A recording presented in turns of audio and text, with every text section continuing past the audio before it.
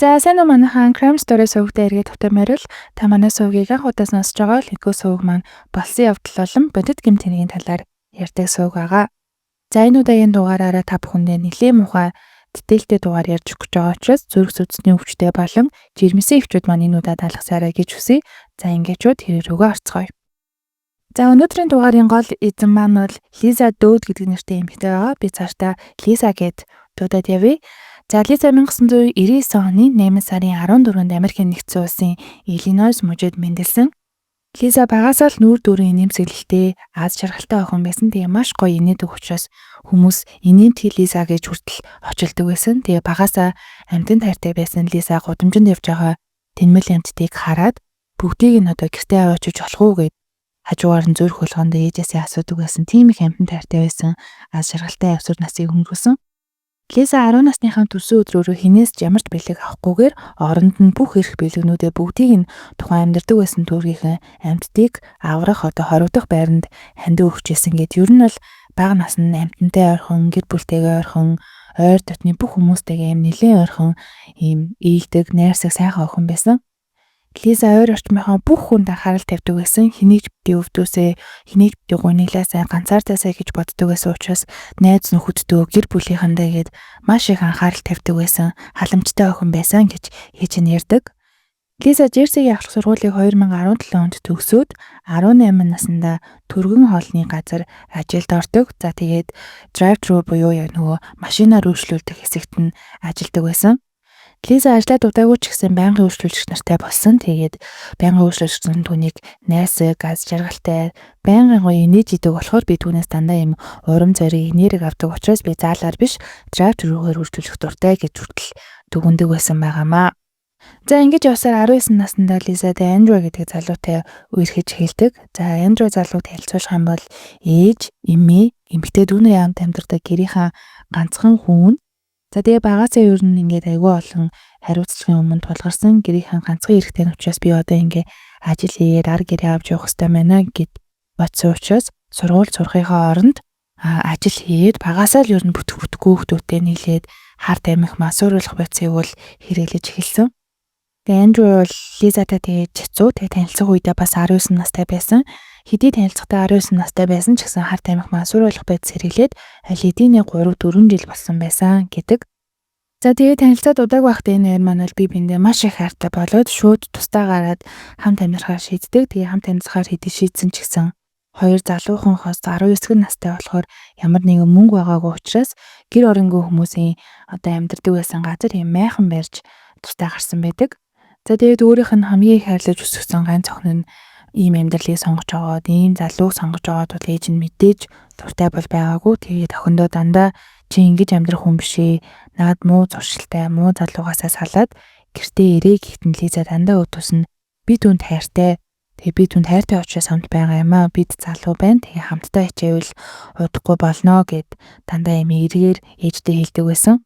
Хэдий Лиза найз залуудаа маш их хайртай ч гэсэн тэр хоёрын энэ хосын харилцаа бол маш токсик байсан. Тэгээ 2-3 жилийн турш үерхтэй дунд нь бол бараг 10-аад удаа хэрэлдэж, зодтолтож салсан байдаг. Тэгээд хэрэлдэх болгондоо буцаад ээжиндээ очдөг. Тэгээд нэг удаагаа буцаад энэ хоёр бол нийлдэхээ гэд ээж нь бол маш дургу одоо барыг Эндрэ залуутай бол харьцдаггүй болсон сүлдээ. Энэ үерхэж явах хугацаанд бол Лиза нөгөө тургуулны газраа бол ажиллаад л байгаа. Тэгээд Лиза бүр сүлдээ ажил дээрээ ирэхдээ нүд нь хөхөрсөн, гарын шалбарсан, зулгарсан ирдэг байсан учраас босс нь одоо өөрийнх нь хамгийн хайртай ажилтан нь яасан бол гэд асуухад тэгээд эхэндээ бол манай нохоо маань гүйж ирээд гинт үсрээд юм болчихсон юм аа гэж хэлдэг байсан ч гэсэн сүултээ бүр яг энэ байдал нь маш олон юм давтагдаад байсан учраас Лиза хэлэх үггүй болоод тэгээд үннээ хэлсэн байдаг. Найз залуу бит хоёр муудаад намайг ингэж зодоод байгаа юм аа. Тэгээд бит хоёр одоо бол гэхдээ эвлэрсэн. Дахиж ийм зүйл асуудал бол дахиж гарахгүй гэд босстой хэлээд нэг удаагүй ээжэд дахиад нүд нь хөхөрсөн, гарын шалбарсан, хамраанаас нь цус гарсан, хамраа ингээд лентцсэн энэ төр дандаа ажилдаа ирдэг байсан. Тэгээд энэ байдлыг нь босс нь хараад сүултээ бүр тэсэхгүйгээр би чамайг ингэж хүчрхийлүүлж байгааг бол харж чадахгүй, энэ бол буруу, би цагдаад мэдээлээ гэхдээ Лиза дандаа хэрэггүй, тэр бол муу хүн ерөөсөө биш ээ. Түргэн уртай л хүн байгаамаа. Би хоёр тэгээд хин хинэний муурах зарны асуудалтай учраас Тэр ингээ надад гар хурчээд байгаа юм аа. Тэгээ та бити энэ зүйлийг хийжээгээ дандаа гуйдаг байсан.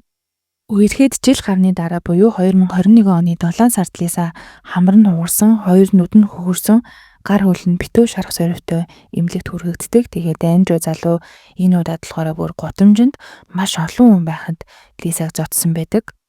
Тэгээд тухайн үед л гэрийг нэн мэдээж Лизаг гэртээ авчираад за сүүлийн удаа шүү. Дахиж чамайг явуулахгүй, энэ залуутай одоо бүх холбоогоо таслаа гэд хэлээд тэгээд Лиза ч гэсэн өөрөө салъя гэж бодож байсан боловч Андрю бол маш олон удаа залгаад надтай уулзахгүй л чамааг болон гэрийнхний чаална. Эсвэл би өөрөө яг одоо энд өвхлийгээд элдв янзын бичлэг явуулаад байдаг байсан. Тэгээд ээж нь энийг мэдчихэд цагдаад мэдэгдэй гэсэн боловч Лиза бас л эсэргүүцдэг. Тэгээд ээж нь хэдий одоо хичээсэн ч гэсэн энэ хоёр 2-7 хоног ч улаагүй энэ зодооны араас бол Лиза буцаад найз залуу руугаа нүүдхий. Андрю залуу мэдээж гуйж авчирсан учраас чамаа дахиж зовоохгүй уучлаарай. Хоёулаа одоо аз жаргалтай амьдрий гэж хэлээд хэсэг хамт аз жаргалтай байсан. Тэгээ баяр дээр нь баяр нэмж Лиза жирэмсэн болсноо мэддэг. За тэгээ жирэмсэн болсноо мэдсэн тэдвэл за хоёулаа ингэж амьдарч болохгүй юм байна. Ингээ оронгүй хүмүүс юм бай. Тэгээ энэ майханд бол амьдрахынхаа оронд хоёулаа байр түрээслээд хоёулаа ажилтаа юм чинь болноо бүтний гээд нэг жижигхэн байр түрээслээд тусдаа гардаг. За ингээд эцэст нь нэг юм тусдаа гараад жирэмсэн болоод хоёулаа ажил төрөл хийгээд амьдралаа дээрчүүлэх гэж бодсон боловч бүх зүйл оронгоороо эргэдэг. Тэгээд тэр хоёрын хэрүүл зодон бол хизээж дуусаагүй 2 сар бараг хэрүүлгүй байжгаад сүүлдээ бол хэрүүл зодон нь бол өдөр болгон үргэлжилдэг болсон. Лиза Андрю хоёр тэгээд юм митийн түрээсийн газар байдаг гэсэн учраас ганцхан тэр хоёроос гадна маш олон турист түлхэж байдаг. Тэгээд турист түлхэгчд нь бол сүүлдээ байрны эзэндээ уурлаад энэ хоёр хосыг гарахгүй бол бид нар түрээсээ цаашдаа түлхэхгүй, бид нар шин унтаж чадахгүй байна. Тэгээд чанга хүчтэй явахаар энэ хан хүртэл шал хүртэл ингээд дайвалцаад бид нар унтаж чадахгүй, аюулгүй мэдрэмж авч чадахгүй байна. Энэ хоёр хүмүүсийг яаралтай явуулаа гэд манай хоёр бол бүр байрнаасаа хөвдөх хэмжээнд хүртэл маш их зодтолддог байсан. Өмнө нь бол тэгээд нөгөө хэрэлдэт зодтолтгоороо Лиза ээж дээрээ очдог, салъя гэж бодоод ингээд хэрэлдээ зодтолдог байсан боловч сүүлдээ бол Лиза дандаа зодуулдаг болсон. Өөрийгөө жирэмсэн том гидтэй учраас мэдээж буцаа зодтолтоод хэрэлдээ тах тэнхил байхгүй. За тэгээд дээрээс нь нэгэн жирэмсэн болцсон энэ үнээс би салахгүй учраас аль болох хэвээр ойлгуулъя, ойлголцъё гэж шийддэг болсон учраас ээжтэй бол бас тэр болгон зодооноо бол ярьдаггүй байсан. За тэгээд энэ хугацаанд бол Лизагийн гидсэнд хүүхэд бол мэдээж томорсоор л байгаа. 6 сард Лиза хэдийнэ 8 сартай болсон багтан тэр хоёр дахиад хэрэлдээд Андрю залуу бол гэрээсээ явчихдаг. Тэгээд Лиза хүүхдээ бол baby bean гэж дууддаг байсан. 2022 оны 7 сарын сүүлээр төрөх хуваартай байсан. Тэгээд Лиза бол багаасаа хүүхэд амтан гэр бүлсэх тийм охин байсан учраас ээж болох өдрөө бол тэсэн ядан хүлээж маш аз жаргалтай байгаагаа ээжтэй гэрийнхэндээ найзуудтай байнга хэлдэг байсан гэж байгаа. За ингээд 2022 оны 6 сарын 8-ны өдрийн 12 цагийн орчимд 911-ийн дуудлага ярьдаг. Энэ дуудлага бол Лизагийн ээжээс нь байсан.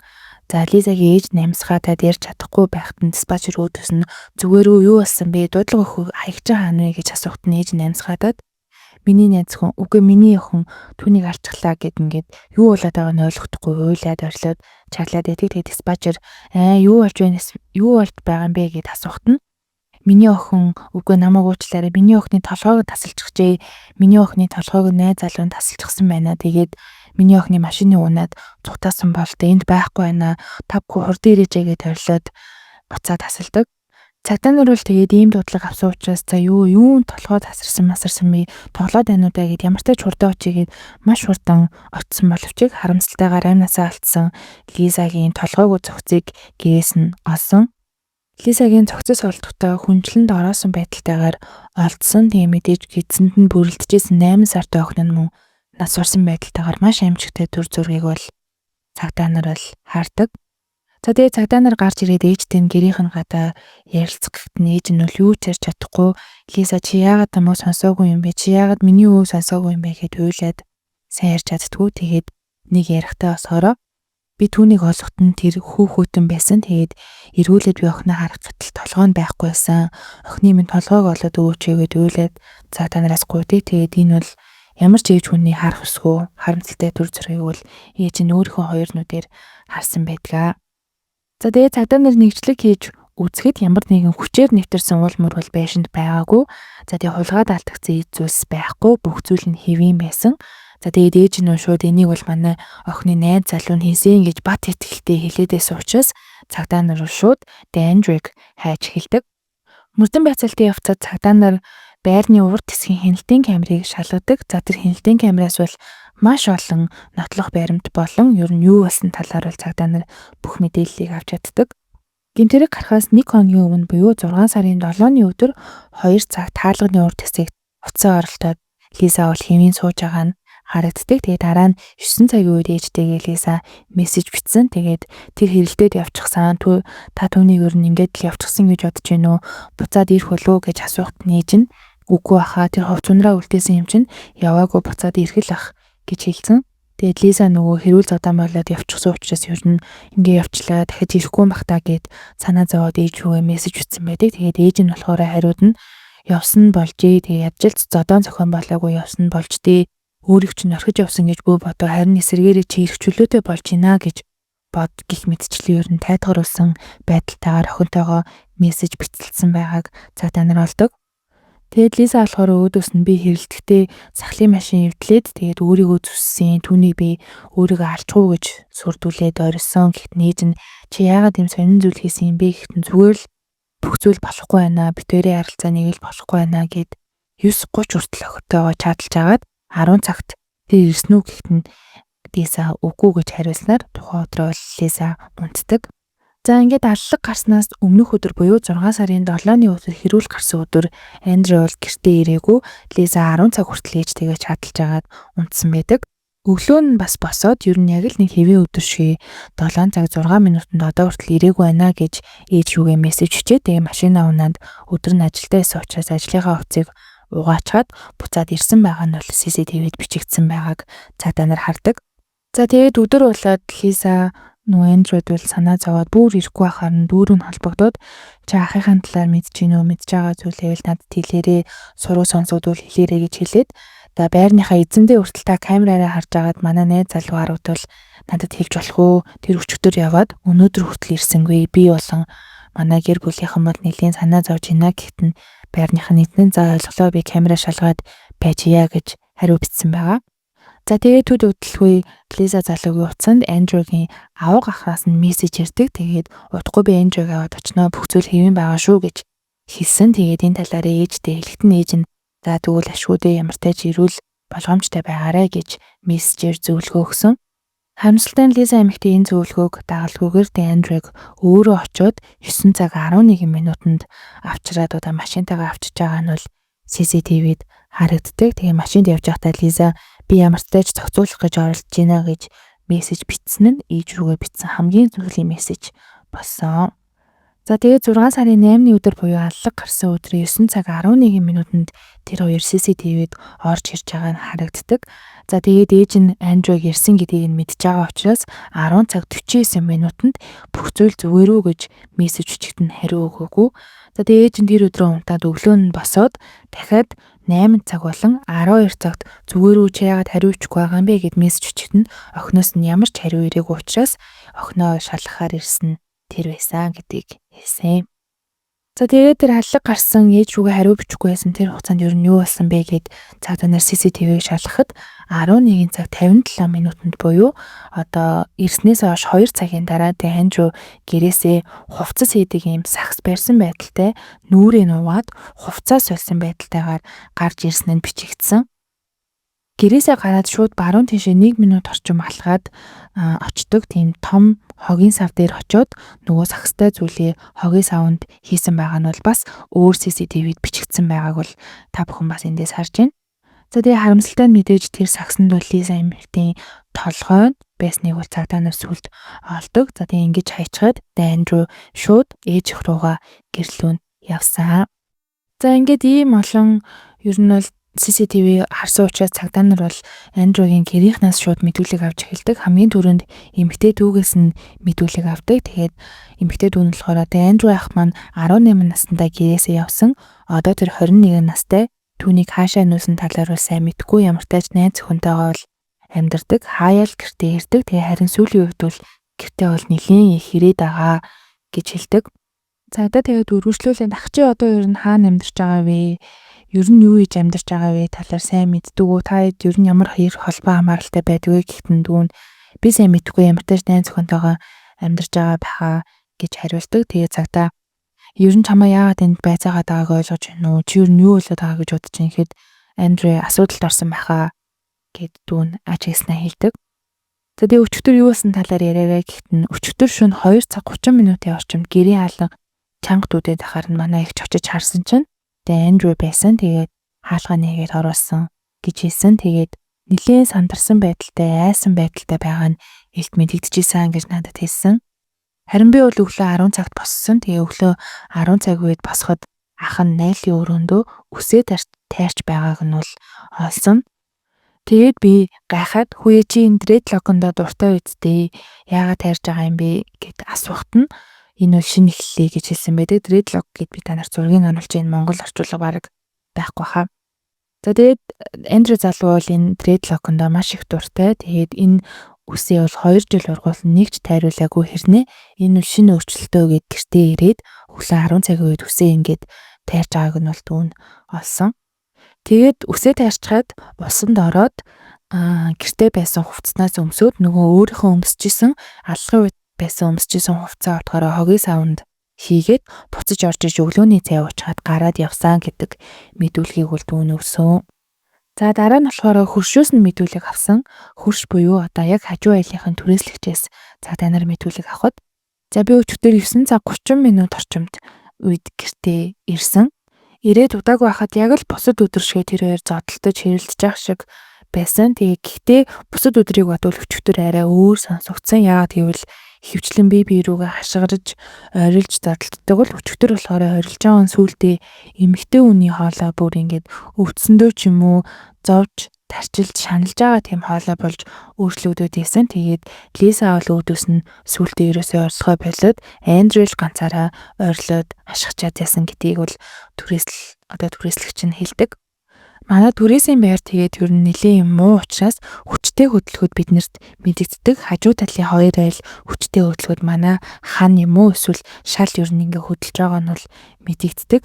Тэгээд өчигдөр Лисагийн гэрээс маш хүчтэй хөдөлгөөнүүд мэдрэгдээд явсан учраас манай гэрээ шал хөдлөөдөөснийг бол манай нөхөр бит хоёр ярилцчихсэн. Тэгээд энэ байдал нэлээд удаа үргэлжлэх юм бол бит хоёр диско манай болий гэд цагдаа дуудъя гэж бодож исэн ч гэсэн хэсэг тэр чимээ одоо гарч агаад чимээгүй болсон учраас бит хоёр санаа зовхгүй унтсан гэж хэлдэг. Тэгээд хэрэлдэж зодтолж аваад гинт юм мод хагалж байгаа юм шиг чимээ 5-аас 6 гараад тэдний гэрээс нь ямар ч дуу дахиж гараагүй. Тэгэхээр нашгүй нэг юм маргалдаж хэрэлдэхээ болчихлоо гэд бид унтсан гэж хөшөөнөл мэдүүлэгтээ хэлсэн. Тэгээд тухайн одоо мод ирчиж байгаа 5-аас 6 гарсан чимээ нь л мэдээж харамсалтай нь Лиса эмэгтэй толгойг тасдаж ахтал гарс чимээ байгааг сүүлд цагдаа нар хэлсэн. Хөшин тэгээд бүр дэсгэ байгаа тэр өдөр байрныхаа эзэн рүү мессеж бичсэнийг нь бас харсан. Тэгээд сайн уу бид нар гэртээ ирэхэд шал хөдлөөд хажуу хөрш маань дахиад л маргалддгаараа байна. Гэхдээ энэ удаад бол эмэгтэй нь бараг 5 минут зогсолтгүй ориллоо гэд бичигдэн. Байрны эзэн бол за би ойлголоо Лиза руу би мессеж бичээ гэд Лиза руу мессеж бичсэн боловч мессежд нь бол Лиза мэдээж хариу өгөөгүй. Тэр өдрөө цагдаа нар тэгээд Андрейгийн ээж болон эмээтэйгээ амьдардаг байсан гэрт нэрээд нийтлэг хийхэд үүдэнд хогийн самнаас нь бол CCTV дээр хамгийн сүүлд харагдсан хувцас сулан нөгөө өглөө тайрсан үсээ нойлын цаасанд ороосон байгаа зэргийг нь бол цагдаа нар олсон. 2022 оны 6 сарын 10-ны шөнийн 1 цаг 45 минутанд цагдаа нар Иллинойсын цагдаагийн газраас нэгэн дуудлага авдаг. Тэгээ өчигдөр шөнө бид нар тийм хулгай эргээр энэ хүнийг саатуулсан байгаа юм а гэд цагдаа нар шууд таниад харьяа дүүргийнхаа цагдаагийн газарт бол Андрейг бол шилжүүлдэг. Тэгээд Андрей бол гэмт хэрэг гарснаасаа хойш 20 цагийн дараа бол цагдаа нарт баригддаг. За ингээд Андрейгаас бол цагдаа нар барьсныхаа дараа юу болсон талаар асуухад би мэдэхгүй юу ч хэлэхгүй гэд бүр юу ч дуурдгүй. Тэгээд байцаалт өгтөө шүүх хурал батал хоригдож байхдаа энэ тэр бүр сэтгэл зүйн удирдах чадахгүй яг юм зэрлэг араатай амтэн шиг ааш гаргаад байсан болохоор түүнийг бол юм ганцаар өрөөнд нь байлгах эсвэл одоо шүүх хурал руу авч явахдаа ийм бүх буйыг нь хөдлөхгүй ийм болгох гэх мэтчлэн бол арга хэмжээ авдаг байсан. За ингээд шүүх хурал 2 жил гараа үргэлжилсний эцэст 2024 оны 1 сард өөрийгөө гин буруутай гэж хүлээн зөвшөөрч 2025 оны 1 сарын 17-ны өдөр Андрэ 60 жилийн хорих ял авсан.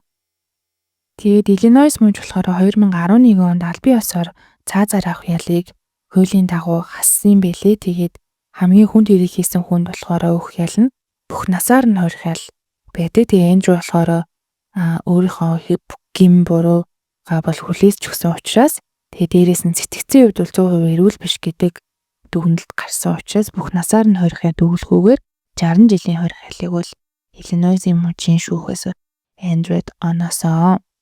Тэгээд хамгийн багадаа 52 жилийн дараа буюу 74 наснда давж заалдах боломжтойгоор 60 жилийн хорих ял оноосон. Тэгээд энэ 60 жилд нь болохоор 1-р зэргийн хүн амны хэрэгт нь 30 жил, төрөөгөө буюу 8 сартай биеийн охиныхоо авсан хүн амны хэрэгт нь болохоор 20 жил, цогцыг зэрэмдэглэн гэмт хэргийг нуунд харагдуулсан гэдэгт нь 10 жил тус авсан.